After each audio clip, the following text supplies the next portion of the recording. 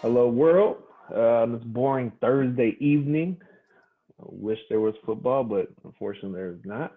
So we're going to get right into it. So first of all, we're going to get into rankings for this upcoming week. I think it's obviously very vital and whatnot. So Eric, let's kick it off with you. As far as your quarterback, so you got the obvious choice, Mahomes number one. You got Josh Allen at third, though. Explain that to me. I think he's going to come back and try to make up for last week, because we were talking about how they kind of got in a bad game script and he had some problems and some turnovers, and a lot of that wasn't his fault. But I think he's going to come back strong, and I think that Kansas City game is going to be great. Really, like almost all these quarterback matchups are really good. I mean, if you have somebody that has a bye week or injury or something, I think you're pretty much made for this week. So we're kind of going to get towards the middle end of this list. Yeah, I never thought a day would come where I put Fitzpatrick as my 10th overall quarterback. But he is playing the Jets. You know how, they're just doing whatever they feel like, I guess, with crazy-eyed Gase. Okay. And you got Rodgers kind of low, man. Rodgers been doing pretty good this year. Is that thing just like close call, like you said, or is it more of like you don't believe him as much? Because Tampa Bay is a good defense. Right. Yeah, I think it's just a little bit of the matchup, but I mean, I still have him top 10, so I'm not. He's number 7 on mine. So what is he? You got him 3. I mean, I don't know. I might be a little biased, just because Devontae's back. Yeah, that's true. So and I got you'll notice my list too with his other second main option. I think you have him in the league. He's coming around. Baby Tonka. Going on to running backs. Obviously, we got Zeke. So we feel good about Zeke this week. Yeah, I think that's about the what do they say, chalkiest matchup. Arizona's better against the pass than they are the run, and they're going to get back to the run. I think with Andy Dalton, they don't want to have the game in his hands, but they may be forced to pass regardless because Arizona's got a crazy offense too. Yeah, it's definitely going to be interesting how Dallas goes about this. Should be interesting, right? See, we got Mike Davis. Ooh, Mike Davis. But is this the last week for him to eat like this? Is this more of a like going away party? I don't know. They're not even attempting to have McCaffrey practice at all right now as of Thursday. What they say, Wednesday is usually the most important day of the week, and it's Thursday. He hasn't been out there. So I don't know. I think it's kind of up in the air for next week. I wouldn't think that they would rush him into a lot of work next week either. So we'll be talking about Mike Davis again. Makes sense, though. I mean, you never know with these stars, man. They could be perfectly healthy, but at the same time, like you're saying, what's the point? Mike Davis he's been eating, right? I don't see any surprises on there. You got Sanders a little bit about the same, but he's playing Baltimore. Antonio Gibson, he's rising. Yeah, I wanted to put him up higher, and you'll see on the list, it's like Montgomery, Gurley, Johnson. They all have really good matchups this week. Otherwise, they probably wouldn't be right there. I think both of us would probably have Gibson up higher. Mm-hmm. I think it was, yeah, that's why, yeah, look at Gaskin, how high he is for both of us. I mean, look, against the Jets. So I think a lot of that is pretty close, but those matchups are nuts for those guys that are kind of questionable, especially David Montgomery, like having him at 17. That might be the highest we'll have him from what we've seen. It's interesting. You see, I actually have Edmonds higher than Drake. I've officially done it. I'm not gonna look back at it. I honestly believe this is gonna be a high scoring affair. I did get the little, it'll be 4.7. As far as finding end zone, I got to take my man Edmonds. Chases, he's about that. And then I had to throw AP in there, man. The man just doesn't go away. He just linger. I'm not saying he'll get anything special for you, but he'll definitely be a solid little flex. I mean, there's way worse options out there. So let's move on to receivers. Obviously, Hopkins, Adams, Given, Ridley. See, and I think what's really hurting Ridley is Matt Ryan. Honestly, Matt Ryan. I don't know what they're gonna do. You know, the owner's a little. I don't know what we're gonna do with Matt Ryan. He might be here. He might not. Who knows? Uh, Mhm. I don't like it. So as far as that, definitely put Hill above him for me. I got your boy Adam Thielen above Ridley, but not too far off. A-Rob. See, A-Rob, I dropped him a little bit because they got some defense, and we already know about the quarterbacks there. I think Galladay is going to come back strong. You have him strong too. And is Brown? I think Brown's going to finally do something this week. He's been a little hit or miss, but I think definitely Brown's going to come out this week. What do you think about that? Talking about Marquise, right? Yep. Yeah, because I think they said he had 5 or 6 throws to him in the end zone. He could have had such a big game. Like I don't. It's either him or Mark Ingram. Seems like they're just getting funneled all the passes. So I like him as well. I don't have him too far down from where you are. Juju, I got to keep him up there.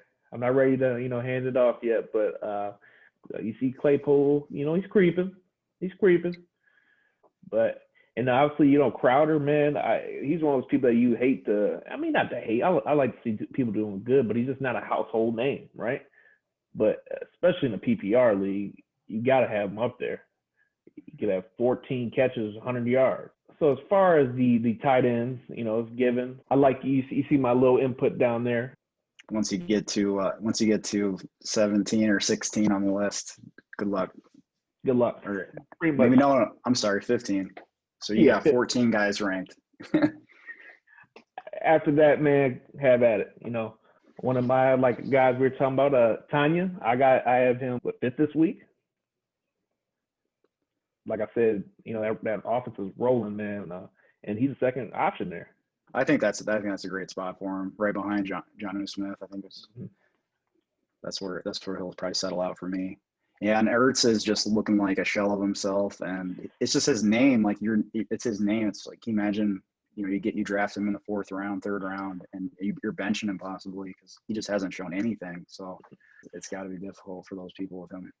And we both know somebody with that in that predicament, and I know he's not benching him, and he can't. You mentally cannot bench him just because how much you invested in that. It's one of those guys you might as well just try to trade, in my opinion, just to get rid of that mind game. But that's for another day, right? So moving on, I think Schultz with the Dak injury dropped a little bit, but at the same time, I think he's that safety net, or how you want to put it, for Dalton. He's still going to get a couple dinkers here and there, but you might get a touchdown. You never know. Oh, Font. The boy's back. Who says it like that? Mr. Font. Noah Font. Mr. Font. But Mr. Font, the boy's back, man. I've heard nothing but positive reports. And as far as, New England's not a great matchup, but what else do they have? And I think he's a great athlete, man. I want to say he's matchup proof, but he's rising. So let's move on to defense. I've been thinking this the last few days. Is the Colts defense, is Indianapolis that Patriots defense from last year? They do everything, and yeah, they make their offense actually look adequate. It's crazy. Like they're almost top to bottom, like back end, front end. They make plays, and I don't know. Who are you afraid of starting them against? I don't know. I don't know. They really, to think about that, I mean, they haven't played the hardest schedule, but yeah, roll them out number 1 right now every week. It's crazy, man. Coming into the season, some defenses like the 49ers, man, they took a I got them, and it's just like, man, it saddens me, but at the same time, you can't play for what it was. You got to play for what it is, right? And injuries are starting to take a toll. And it's unfortunate. I'm playing the Dolphins over the 49ers. Like, I would never in a million years think I'd say that out loud. But I'm pleased. They're coming around. They're coming around quickly. The Dolphins. I have them 3. I think you have them 4. So yeah, they're streamable. Yeah, and then you'll see the rest of our list. But the Washington New York Giants game, it's a weird one where maybe you start either side. They have the lowest over under this week at 43 right now. So, I mean, it's not supposed to be a lot of points scored. and we know what the quarterbacks for each side do.